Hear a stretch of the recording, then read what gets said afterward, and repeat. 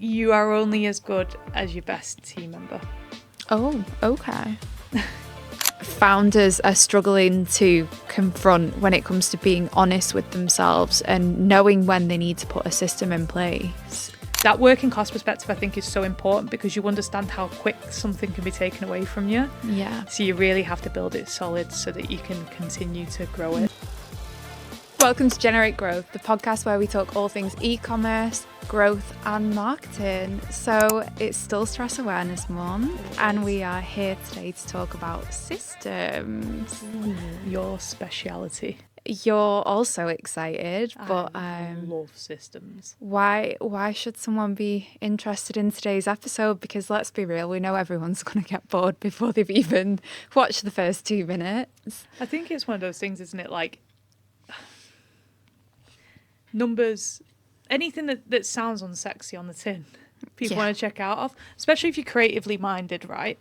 But what people don't realise is systems actually give more to your freedom and your creativity than anything else within your business. And I think that's fundamentally where I fell in love with systems.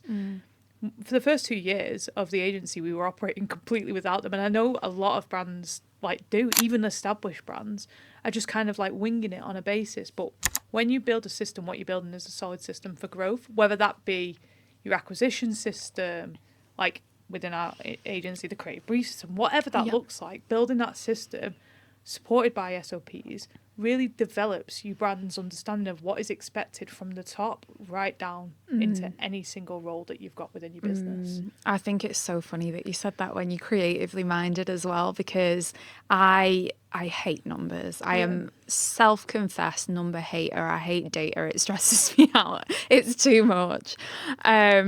And I used to think that I was very much a creative through and through, which I very much am. Like I'm a hands-on creative, you know, in my personal life, and I'm a hands-on creative in the agency as well. Yep. But I think fundamentally, I really, really learned to excel in my role and fundamentally amongst the rest of the team as well when I started to integrate those systems that allowed not only me to thrive, but everyone else to thrive. Yeah. And I think it never stifled my creativity in that. And that was when it became so important for me. And I realized like that crucial role that systems play in alleviating your stress. Yeah, 100%. Like it's just unparalleled for me. I think we've seen over the last couple of weeks, like there's been little places where maybe we could have done an update on a system or something like that. And we straight away kind of go, okay, take a step back, let's fix it. And then it's not only taking the stress off my plate, it's taking it off the team members as well. And that feedback loop being activated is so important. And having everyone give the freedom to give that feedback not only develops like your systems, but also develops your brand, because you're putting in something that is ultimately going to replace you.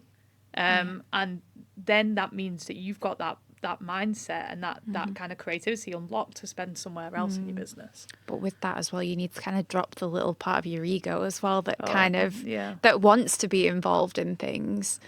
I mean, businesses are people's babies, haven't they? They're literally like built from the ground up with usually really solid ideas and really humble beginnings 9 times out of 10.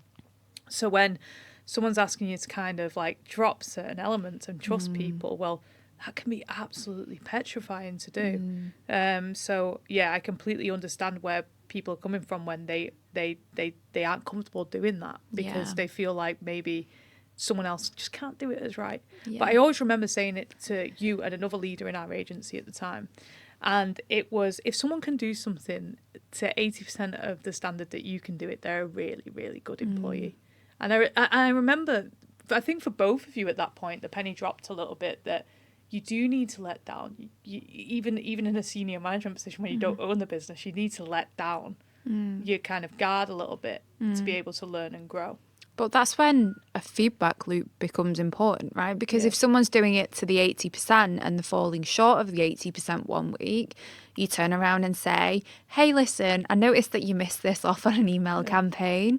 Is there something that we can do to fix that? You have that conversation and you fix it. Yeah. And they can step up to the 80 or maybe even step up to the 100. Yeah. Or like, for example, this campaign went live at the wrong time in the ad account. It can happen. Yeah. And what happened? Why did it happen? And that really then unlocks the conversation for you allowed to develop and grow your brand. Because if I always say this, like, not hearing that feedback is the biggest killer, because you're not developing your business then. You're just kind of like stuck in the mud of like the same. And it might be that you're growing revenue wise, but your foundation isn't like kind of being built into something more structural. Yeah, I hate not receiving feedback. Yeah. I just find it really, really icky, because I'm just like, did I do well? Did I not do well? Am I going to continue doing it poorly? Like, it just, you get stuck in your own head, I think, in like the mundanity of whatever you've done. Yeah. Okay, kind of going back a little bit to ecom founders. Right. Obviously, we're speaking primarily to ecom founders in this podcast. Some might know that they need systems, some might not know that they need systems, but what's the pain point usually behind needing systems? Like, why is it kind of like one of the first places where people should be starting? I think when everything feels chaotic and frantic, that's when a system usually needs activated.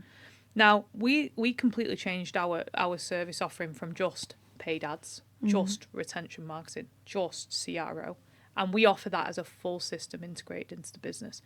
The reason why we did that is not to push up the retainer, not to kind of like do that for selfish business reasons. We actually learned from the data within our own business on what ecom stores need. And that is a solid system communicating between each other, between acquisition, retention, and optimization as well, UCRO. So by having that plug and play into things, you get that sense of calm because everything's communicating with each other because it's all under one roof. Versus potentially maybe you're still doing your Google ads because you feel really confident in that field.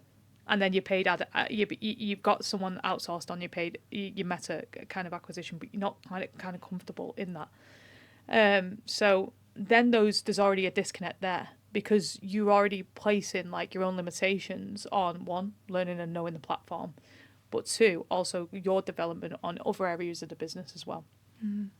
So that's why we kind of like built our system within the agency to then plug and play it into other businesses. And we know that works because we've worked with a fuck ton of brands. And the ones that are the most successful is the one that go all in with us. The ones that trust us from that very beginning and understand the benefits of having it all under one roof and what it can bring. And I really enjoy and love working with those clients because they understand that activating something at once is like a full-on test, and your marketing being all on the same level from a paid acquisition and retention standpoint is so much more powerful because everything's working in like a consistent format.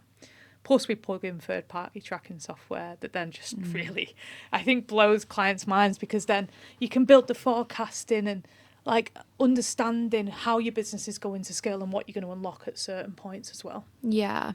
So for the million, I nearly said dollar then, technically pounds, £1 million Who Wants to Be a Millionaire question, why are systems so important? Especially in e-commerce, I think, right, it's a huge question, and I'm going to try and break it down into the time before I was in e-com, and I was kind of like in a different role altogether. I was working for Misguided, the fashion brand, and I was a customer service assistant who primarily dealt with customers through email. Why they were able to scale so quickly is because no one's got a 0% return rate. No one's got it, especially a fashion brand. Yeah. They're not going to have it because of sizing and whatever.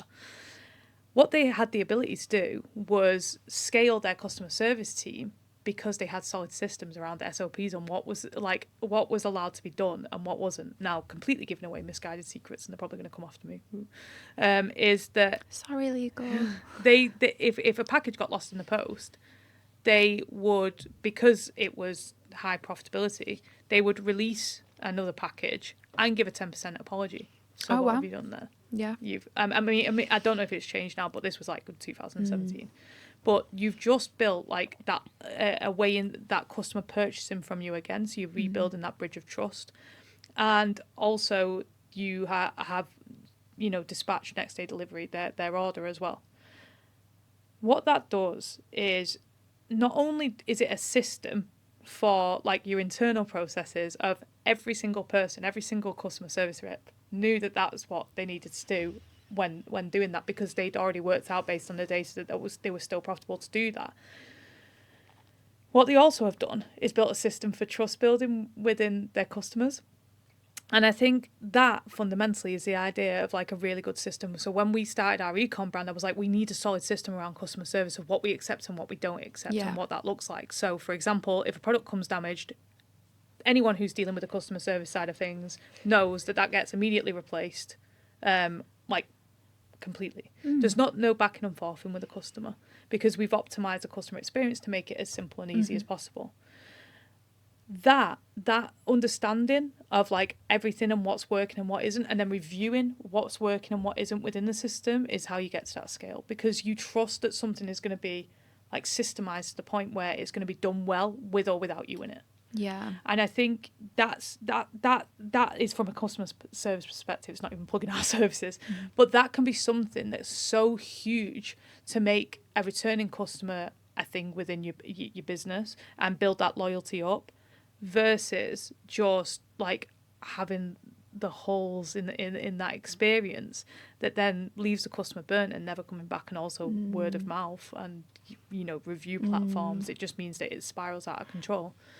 So systems are so important because it allows you to have your stamp of authority of what your values are within the business, and then build something really robust around that to make sure that everything's met to your standard. Yeah. I think based on what you've said as well, like SOPs, kind of skipping ahead there, systems are like crucial to customer experience, right? You can't have a solid customer experience without a really solid system in your brand. Well, it's about personalization of the customer journey as well, right? So say for the first touch point, you're getting introduced to your brand through a paid ad through Meta. And that is specifically talking to a very specific person, a target demo, for example, and you've done a really good customer profile and it speaks directly to that consumer. And then they jump on your website and it's a completely different experience. That trust is immediately faded. And so your conversion rate is going to be dashed. Whereas if you build a little part of the puzzle into that and you get your CRO done and you build specific landing pages around that persona, and that person still feels seen, and then they decide to add to cart. And then potentially it's not the right time because they need to wait for payday, or the kids have just come out and they're stressing them out or whatever and they've dropped off. Getting an add to cart of reminder this is in your basket. Why do I care? Whereas when you've personalised that flow build and what's being communicated during that phase, it adds that personalisation into it. It makes everything a lot more memorable. So then you're speaking to a human as a human. You're giving them the time of day to personalise their journey. Of course your brand's going to stand out amongst your competitors. So I think that is very, very important to do. Yeah, and that standing out is crucial now more than ever, because we're in such a hyper-saturated market, aren't we? Especially with your Sheins and your Temus and everything. Like, how is a clothing brand supposed to stand out anymore? Like, they're not. So finally, we can talk about SOPs. I jumped the gun a little bit on that one. What's the importance of SOPs? I mean, for some people, they're guides, they're playbooks, decks, whatever name you go by. What's the importance of SOPs in ecom? So I think, fundamentally, to answer that question, you need to understand what an SOP is. So it's a standard operating procedure. Yeah. And it actually was, I think it was aircrafts that did it first. So it was like pilots got given a standard operating procedure of what they needed to do before takeoff happened. And it eliminated the risk of things going wrong. And I think fundamentally, once the way that I like to do things within the agency is I like to build a strategy. So that's your overarching. And then I like to attach playbooks and guides and SOPs into that, so that everyone has a clear understanding of what we're aiming towards in terms of a strategy and how we're going to get there through different aspects of that. Yeah. And I think when you do that, you really unlock your creativity to then kind of understand, why you're doing a certain thing and why you want something a certain way. So I'm trying to think of an example that we could potentially use, but I don't think one's going to come to me because I'm chatting away. But it really allows you to kind of give someone context and challenge your system in a sense. Client daily health check, SOP, right? So what that does is provides a strategy of what we're trying to achieve as a client, revenue growth, and then ultimately a step-by-step checklist breakdown of what you need to check in order to make sure that the account is running in a healthy and optimized way. Then on top of that, we layered in systems of what if it's going wrong. Yeah. So if it's going wrong, then check this out, read this, get some ideas here, speak to the client here, So it takes you down the garden path. And it ends up with a really, really predictable way of fixing issues so that then you can achieve that scalability. And we've unlocked it, like, this is why we're so successful, and this is why we can forecast so well for our clients, because we've unlocked that many new systems and that many, like, new SOPs. We don't have to take a cookie cutter approach. We can be creative with the client account, building personas, getting creative with the creative and all that stuff, because we know if something goes wrong, we've got the backup plan there to then build it back up again. Yeah. And I think that's what I mean about creatives should enjoy this, because it takes away out the guesswork of when something goes wrong, so that you can focus on, like, developing that further. Yeah. And you know, growing your business. Yeah, and I think that is why SOPs are so important, because fundamentally, and I've obviously produced a lot of them at this point, you know, from email to creative to team, here, there and everywhere in the agency. Annual leave, yeah, how to book annual leave, you know, like the most ridiculous things. And sometimes, and I have called them this before, especially in regards to when I've created them for me, I call them the Dum Dum Bible. And the reason why I call them that is because if I'm having a day where I feel a little bit dum-dum, I can resort to it and it will give me absolutely everything that I need to get that task done. Yeah. And there are days like that sometimes, because especially when I was in the email marketer role, there was days where I was just markedly more creative as a person. Going into a client's email account and actively building that email was so draining for me, and I basically just needed that checklist of what segment is it going out to, do you know, the really unexciting stuff, what time am I sending it, because without that I know that my brain's in creative mode and it doesn't have the capacity to do this without that step-by-step today. And I think that sometimes is like a crucial missing step as well. Like, an SOP doesn't necessarily need to be to hand a task over. It can be for your own accountability as well. Yeah. I think also what it does is demonstrates, like, even us chatting about this and the fact that we've got daily health checks built into the business shows how important and we take clients' accounts and how much they can put their trust in us, because we've got, and I think I've mentioned this in a podcast before, but we've got plan A through to Z, like, already lined out in case something does go wrong, and there's a system, and also there's a system in terms of hierarchy within the business, so that people can escalate things up if they need the support with it. So it might be something that Joe, our CSM, can't deal with, and she knows, like, what to do and what to follow to get it in front of people who may be able to do that. And I think that's so important. I love talking about The Founder. Have you ever seen that film? Michael Keaton, and it's the acquisition of McDonald's, right? I haven't seen it. It's got a lot of drama in it. I'm not going to ruin it for you. I mean, who knows what happened to that small business McDonald's. But in that, there's a bit, and I was fascinated with it. I think as a business owner, you just get fascinated. And he goes to, like, the first McDonald's, like the first one that's built. It's been built by two brothers. And what he's obsessed with is the way the kitchen moves, and it still moves like that to this day, right? Because it was so systemized and clear on how to build a burger. Like, it was literally bun, then the burger, then the sauce, then, like, it was like the tomato and the mustard and then the pickle. Like, it was all systemized to the point of when, like, people knew exactly what to put on and when. And that's why when you go into a McDonald's, you're getting the same products every single time, because it's been systemized. Look at the size of that business. Yeah. Look at, it's a franchise. Like, it's huge.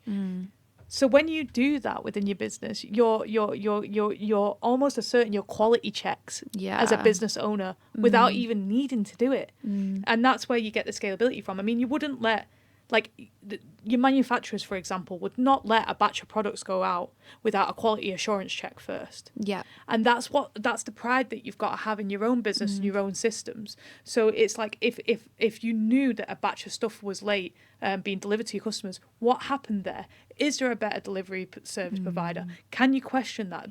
And that's the beauty of what systems give you, because you've built a connector between your entire business, and you can start to look at the bottlenecks, replace that within the system, SOP it to shit, and then hopefully that gets ironed out so you can focus on the next thing. And I always say that growing businesses comes from the most mundane tasks. It becomes from those that can stay consistent at doing things on repeat, bore the shit out of them. So for example, for me, it's I really don't like posting on social media. Like, it's not my thing, it's not my bag.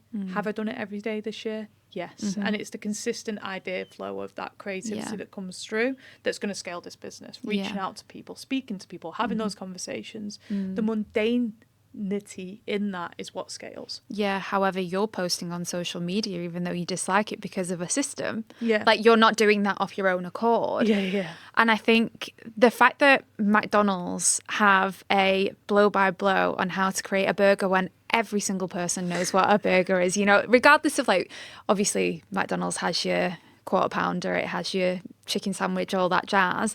It is fundamentally beef between two pieces of bread. Yep.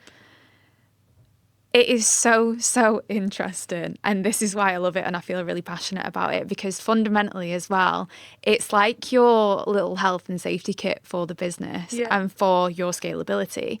Because when you've got this is how you make a burger and this is how you make it to our standard, you can have Ellie, for example, call in sick, really unexpected, and then you put, I don't know why my brain's saying Dermot, but Dermot in Ellie's place.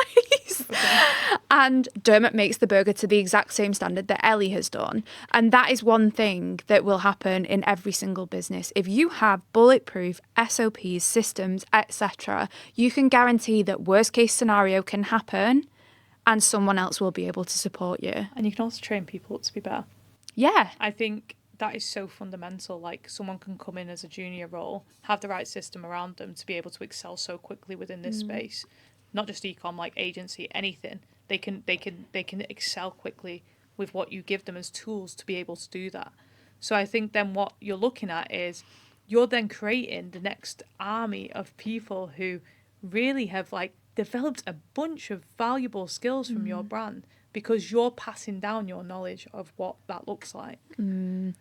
What would you say then for ecom founders, especially like our favourite kind of client, you know, at the 50 to 100k mark?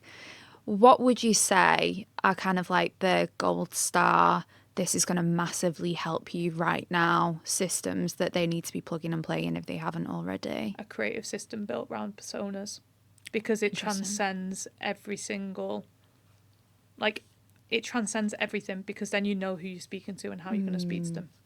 So I always use this example, and it's such a boring example, and people have probably heard me say it a million times. Like, shut up. But yoga mats, right? I think I've even mentioned it on the podcast before.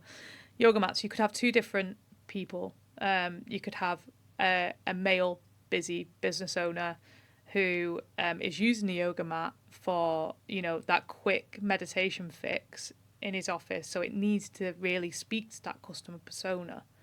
Or you can have the Pilates girly, who, same exact product, but completely different mindset, someone who's looking to tone their body, you know, that's strengthening, conditioning, that kind of side of things. You've just unlocked two completely demographics into your business. And I think that's fundamentally, like, those creative systems are so important, because when you know your customers and you can continue to build out, that's where you get a scale. I'll give you an example, like from directly a conversation I'm having with a client right now. We're talking about how do we, and this is what I love about our agency, we talk. We don't just dictate what we're going to be doing next. We have these conversations with clients to make sure they're ready. Like, I had an email just before we jumped on this podcast of a client asking for my feedback on a specific software that they want to push into the ad account, and not just do that to us without our know about. And I think, like, what I did with this specific client is we spoke about like, okay, we're hitting a wall here because I think it was like 7 to 8 products are eating up. It's a Google campaign. They're eating up like a chunk of this campaign, shopping campaign, and we want to be able to develop this out into something that's a bit more robust. So then I went and I was like, okay, this is how we build it out into robust, and it's a system within the ad account, right? And this is where the phase 1 of the system is going to be. Like, we're going to build it out. There's going to be some destabilization for a bit. Are you ready for that as a brand? Yes or no? That's like the first kind of question. So then we put the guidance in place to make sure that when this is unlocked, there will be a learning phase and the business will be able to cope with it. Then it's what phase 2 and phase 3 looks like. Yeah. And this is what stabilization looks like. And then we can have a conversation about the next part of the strategy. That is a system. And I think the people that can be patient with unlocking those growth, like, that is so important, that like those growth goals. So yeah, I think creatively it's about understanding like that customer experience and how you can unlock more of that. I think from like, that's speaking to like the small business owner, very much like understanding that customer psychology to scale. Yeah, I love that you mentioned conversation, because I do feel like that is kind of like that crucial first step in getting these systems to actively reduce stress. Yeah. Because you can throw, as we kind of spoke about in our last episode, you can start to throw everything in the kitchen sink at an issue. But if you're not addressing the actual issue and the core pain point, you're throwing the wrong things at it. Yeah. So if you're having those conversations with your team members, with your agencies, etc., and saying, where are we missing the mark here, where are we missing the mark here, you're having that, again, open feedback loop wherein you can create the system that's actively needed, as opposed to what you might think is needed right now. And I think we've done this a few times, and it's very fair when you're a human to experience human emotions, but it's very easy to be accusatory in those situations. Like, it's very easy to go, this is fucked up and it's your specific problem. As a business owner, unfortunately, it's probably usually your problem. And I feel like you'll be testament to this, because obviously you're actively in the team. I play devil's advocate a lot. Like, and I will lean more on the side of when it's upper management of being against us. Yeah. I'll be like, well, this happened. Did we do X, Y, Z? If we didn't, the onus is on us. And unfortunately, that's one of the horrible sides of being a leader. You have to take the flak sometimes. That's not to say that you shouldn't hold like team member or agency accountable when something does go wrong, but it's learning why it went wrong and allowing people to learn and develop from it. Yeah. We've done, silly things within the agency. Like, it's happened. Like, we've scheduled email launches for a wrong time, and the clients blew their lid. And I get it. It's damaged, your launch, and it's put a bit of a dampener on it. But what that allowed us to do is build a more robust SOP to understand what that person is supposed to do before that point. Yeah. So having those open conversations with your team to make sure that they're developing further, or your agency developing further, instead of staying static after a mistake, that's more costly. Yeah. In my opinion. Yeah, I completely agree with that. I think it's so important. And I think going back to what we said before about systems and creativity and that kind of weird intersection there, especially like the stigma of the two, how do you feel about that in ecom specifically? And how do you feel like people can navigate that to ensure that systems are not stifling their creativity? I think again, it's having kind of like the flexibility in what you're trying to achieve. Yeah. Seldom rare we've set up something and it's gone right the first time. Like, it's took ideations, and it's similar to like the way that you manage an ad account, right? Or manage your store. You don't just create your store and go, that's it. It's gonna get me to multi-million and I'm not gonna touch it. You make ideations and changes, or you tweak the product title, you mess around with the packaging. Like, those things need to be unlocked to be able to ensure that you're creatively challenging yourself to grow beyond the stuff that you enjoy doing. I almost love when a system breaks for that reason, especially when it's new. It's great. Because I'm just like, okay, what was wrong? Because as I said before, you can do everything to what you think is the ideal standard, but if you've got a team member who's actively in the accounts more than you are, then you might not be doing it to the way that it's actually needed to be delivered for the best possible results for said team member and for the client. And fundamentally, when it breaks, you create that feedback loop, you hear why it's broken, and you fix it. Yeah. Sometimes you have to make a decision based not on the individual, though, but what the entire organisation means. And I think that's one of the hardest things. I don't envy people who have to split that out in terms of thought process, because it can be so difficult when you're hearing negative feedback from an agency or a team member that are trying to support you and you're trying to constantly fix it. We need more creatives. This UGC isn't solid enough. This landing page is just broke. Like, the product isn't compelling enough. The offer isn't compelling enough. It can be so disheartening. But then what you need to do is you even need to decide to double down. I remember we had a client that had an agency tell them they were never going to break 300k with a store that they had. And the year after, we broke $1 million. Like, you have to almost be confident in yourself to challenge the rhetoric that people are saying to you. Look at what they're saying, see if it's viable, and then fix it if it can be fixed. But if not, build a solid system around it. And then when it will break, and we've already discussed that. When it does break, then you need to decide the next steps after that and how you're going to scale your agency and like build another foundation to scale structure with that. Yeah, I mean, systems break for different reasons as well. Like, obviously we spoke a lot about AI a couple of weeks ago, but it may be that a new AI tool drops and then all of a sudden it's completely obliterated your strategy. Like, for example, email campaigns now, the inbox view, you get an AI summaries of your emails. So you better ensure that your copy's really, really solid, because otherwise it's got nothing to read. Yeah. So these agencies that are producing these image-only campaigns, the AI isn't going to read it. We're in a click-free environment now, unfortunately, which is why you really need to optimize what you're doing through your email, like anything, your ad strategy, your email strategy, your store, so that AI can speak on your behalf. Such a challenge. Such a challenge. Building a system around that and gaining feedback and utilizing AI to give you that feedback as well is going to be like your understanding of where you're going to get that growth and development for your brand. Yeah, I think one of our core focuses at the agency is honesty and transparency, and it always has been, I think, since when we were Develop Digital all the way through to Generate. Right from the beginning. And a lot of founders struggle with that, and I think that's where systems can become very, very difficult. Like, for example, I'll be completely honest here. I'll put all my cards out on the table. Back when I was being an email marketer, I didn't have much of a system because it was only myself that was really working in that department. So as long as I was able to collaborate effectively with the client, which I was doing for quite some time, it worked. But then when we scaled and more team members got introduced and they wanted to also work in the email department, it was very much a shit. There is no system.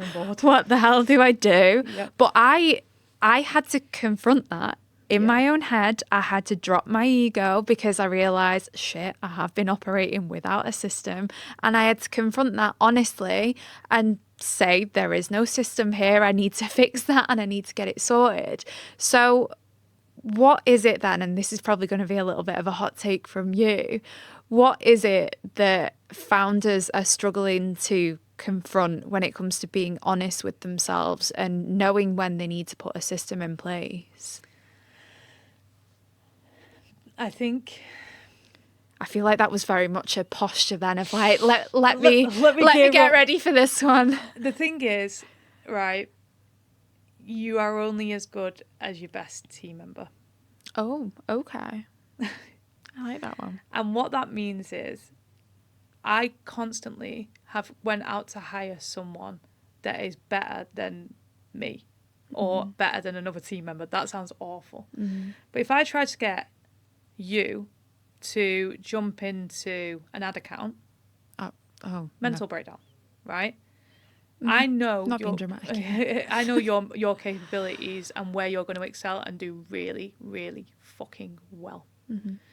That goes with every team member that's in this agency. And what happens is you end up developing team members to identify where they could potentially be utilised better for your business and better for their personal growth. Sheena, for example, has been in all different roles within our agency and now is sitting in the business development side of things. Why? She's fucking good at spreadsheets and she's good at she understands our brand and what we're trying to achieve. So keeping her in a fundamental role which would have kind of stifled her growth and left her unchallenged meant she would have gone unchecked, you know? And I think ultimately that is the biggest thing. Like when you hire cheap, or when you have a contractor who's cheap or an agency who's cheap, you're building a very, very cheap, shaky foundation. And I'm not saying it has to be the biggest, most expensive like hire that you have to do, or the biggest system that you have to install that's mega expensive or anything like that, but you need someone who you trust with transparency that can be able to actively give you that feedback even when you don't want to swallow it. And I think that's the biggest thing that founders absolutely detest, is taking the feedback, swallowing it, letting that pride wash over you a little bit, that ego be dented, and then picking yourself back up and go, right, you know. And that's when I was talking about like surrounding yourself with the people that you need to surround yourself with, whether that's good team members, whether that's, you know, a good FD or accountant, whether that's a really fucking good manufacturer that will not stray away from what your expectations are, so you have a lower returns rate than most. Whatever that looks like, double down on it and make sure that you stay true to that. Yeah, I love that so much. I think that is so crucial. And I think the one thing as well that you kind of missed when you were speaking about Sheena was the initiative. Yeah. She is such a phenomenal person when it comes to taking initiative. Yeah. And for that reason, they are the people that you should have in your corner. 100%. Like you want to, the growth versus fixed mindset is so important. Like that growth mindset, even if it's fundamentally like, I don't know how I'm going to get there or how I'm going to do this. Yeah. But I'm not going to make it anyone else's problem. And I'm going to go and Google, YouTube, ChatGPT, whatever it is to get to that next level. I was absolutely astonished by Sheena's growth over the past 2-3 years. To think that she started in our business as a data entry person is wild. Your growth, like when you started as an email marketer and now you're running full systems and operations and looking after team members, that is fundamentally mental. Like to come from and to kind of go off on a little bit of a tangent, to come from a working class background, it's very, very difficult sometimes to not suffer with imposter syndrome. Oh, and yeah. I think everyone in the team suffers with imposter syndrome, and from like a founder perspective, coming from that background of like having to fight and hustle for every single thing that you've got, it's very important that once you start building, you're building from the ground up, but you're laying the bricks and the foundation right, so that everything that you're building has a fundamental scale to it. And if you want to exit your business, it's crucial anyway. Like it's just as simple as that. But that working class perspective, I think, is so important because you understand how quick something can be taken away from you. Yeah. So you really have to build it solid so that you can continue to grow it. And I think there's nothing wrong with being overcautious about building a solid foundation within your business. Yeah. And I think with today being the day straight after International Women's Day, I think it would kind of be a miss to not mention the fact that obviously working class is a huge, huge factor in terms of that imposter syndrome and, you know, being able to be honest with what is missing in your business and all that jazz. However, massively male-dominated industry. Yeah. Yeah. And, you know, the cards are kind of stacked against us. So I think fundamentally having that team of women, you know, you build that culture as well of supporting each other. Yeah. And when you have those team members that take that initiative as well, that support is just fundamental to those foundations, because where you might be potentially absolutely ran off your feet because you're inside an ad account producing a new strategy, one team member will step in and go, okay, I see this on your to-do list, I'll get this today. And then the system's kind of bulletproof because you've built this group of people around you that are just... It's like keeping everyone in their zones of geniuses so that it can excel more, but understanding when someone needs to reach that next level. Yeah. And that's the same way that you got to think of your business as well. So really scaling, but like developing the people around you while you're scaling, they'll be loyal to you forever, you know? Yeah, definitely. And I think that's something I'm very proud and passionate about within this business. Like, it's making sure that everyone's got the tools to succeed to who they want to be, client and team. Everyone wins. Everyone wins. Everyone wins. I think that is so, so interesting. I think it's so fundamental to that growth mindset. For founders then, because our team's not available. They're already locked in. What's a key system that they do need to be plugging in to eliminate some of that stress? I think starting as you mean to go on and building like something the way that you want it to be done is so important. So like it's not necessarily one system fits all. Yeah. But I think like knowing where your zone of genius is and where you're going to excel the most within your business and where you're going to keep the passion alive whilst things get difficult is fundamentally what you want to achieve. You want to be doing what you love while you're growing it, right? So I think that the system needs to be built around you within your business. A lot of people, and it's take advice with a pinch of salt, but a lot of people build their businesses to be hyper-intensive growth period, and they completely forget who they are and get lost in it. And I think fundamentally going back and understanding what you want your business to be is super key and integral and important to the way that it further develops. I love that. I don't think at the end of this episode I need to do a systems yay or nay. I feel like the answer on that one is like abundantly clear. We'll dedicate a whole episode to it. So if we hadn't done, no, I think it's so fascinating for me, and I do love this subject. I think it's one of those things that is so horrifyingly not glamorous, but it does need to be spoken about because it is that key to growth. Yeah, and I think shout out to Systemology by, is it David Jenyns? It is, yeah. What a book. Great book. Like, recommended reading, 100%. Yeah. It really allows you to understand, like, what you can focus on first to get yourself out of, like, the mundanity of the business and into where you're supposed to be. So, yeah, definitely recommended read. However, if we've bored you to tears and you don't want to know anything else about systems, hire someone to do it for you because it is important. Yeah. But, I think that knowing your limits and knowing your own expertise and knowing your team members' expertise as well is where you'll excel in terms of those systems. I think that's the key. 100%. Great. So thank you so much for talking today, all things systems. Next week, we are going to be having another bit of a little personal one. We've kind of made it like a recurring routine now. So we're going to be talking a lot about leadership and team and stress and, how that can impact all that jazz. Yeah, all that really exciting jazz. But how that can massively impact, performance of team, your operations, etc. So that should be another exciting one. Maybe not. Sign off the way that we sign off team meet.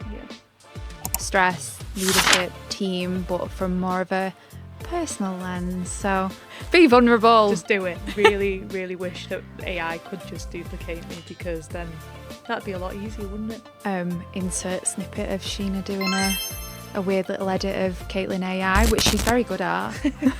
She is very talented at that.